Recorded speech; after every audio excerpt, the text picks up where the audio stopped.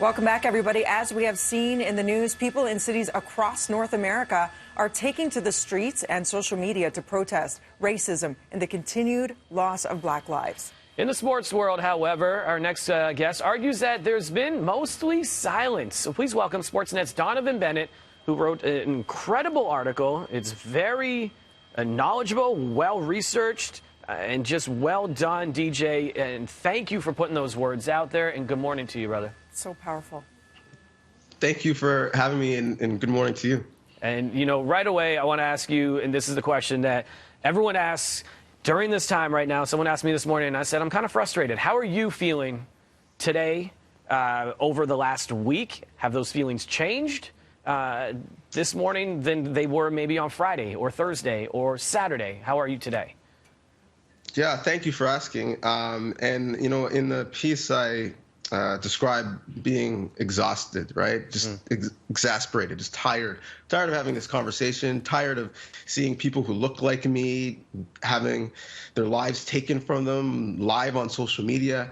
But, you know, the more I've thought about it and the more I've been able to connect, I've been uplifted by, you know, the good work that a lot of people are doing, and the more I've just thought about, you know, my history as a Black person, like I don't have the privilege, which is a word that we're using often, to be tired.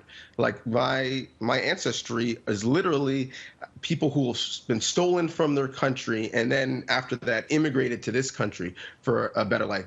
Those people were tired. Those people were exhausted, hoping that the world that they would leave for me would be much better. So I stand on the shoulders of giants for real. So that doesn't give me the ability to be tired. And that's why I decided to use the little bit of privilege that I have via my platform to talk about it. Donnovan, you also talk about being tired of the silence that's been noticeable. So you say it is time to use privilege and power and platforms together. Do you want to get into that a little bit more? Because I know you referenced the Tom Bradys of the world. You know, some people are coming forward, but for the most part, you're not hearing anything when it comes to allies. Yeah, and you hear different reasons about that. And, you know, well, listen, I personally don't see race. Well, that's a privilege, right? I don't have the ability to not see race. When I leave my front steps, every waking thought in terms of how I drive and how I interact with people, some way, somehow, race is baked into that.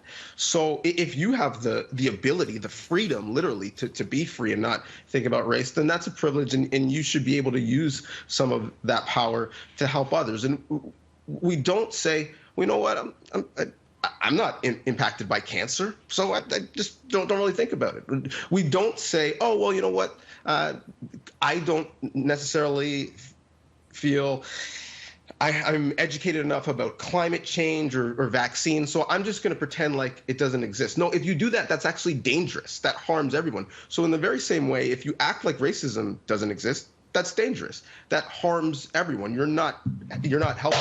You're hurting.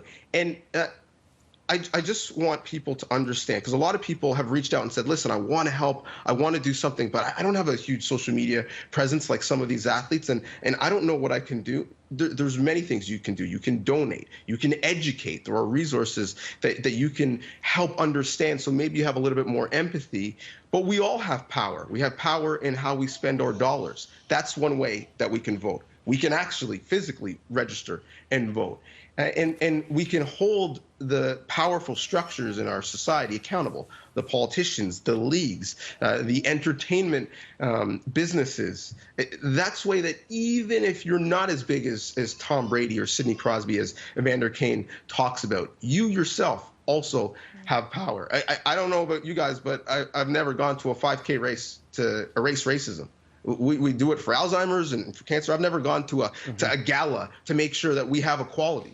So there are causes that when we feel struck, we all get together and say, even if my voice is small, I want it to be heard. So don't you want the same to be the case for an issue that impacts people that don't have the same pigment? You give tangible examples, which is, you know, what people need. We do have to go in a second here, but I just want to ask you, who in the sports world do you think people can look at right now and say, Yeah, that's a role model. You're using your voice in the right way. Yeah, great question. I mean, Steve Kerr would be, I don't even want to use the word ally. He's a partner. Allies in the United Nations, hey, if you need me, if we are aligned on something, I'll help you. Partners are like, no, I'm on your team. Whatever you need, I'm down there in the fight with you. So Steve Kerr would be an example for me. And I'll give you one in our own market, Kyle Dubas, and the way he's spoken out about LGBTQ plus rights. These are things that don't impact them, but they are just as passionate about them as the people who are impacted by those scenarios. Man, we love chatting with you. I can hear Desmond Timothy Bennett in the background. Are we getting an appearance from the young one this morning? Yeah, sure. Kate, bring Des for a second. Or I'll hold, please. Yes, of course. Because this is why Cuteness you speak overload. out. I know you speak out because of him.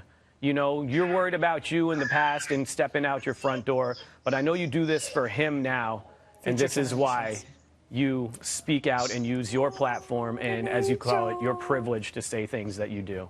Hi, sweetie. Say hello. Hi, Des. Say hello to Canada. Say hello to Canada. What's up, Des? Say hello to Canada. I see There he you. is. Say hello to Canada. Yeah, I mean, as you said, Devo, when I watch George Floyd for 8+ minutes be executed on pavement, when I look at those scenes, I don't see myself anymore.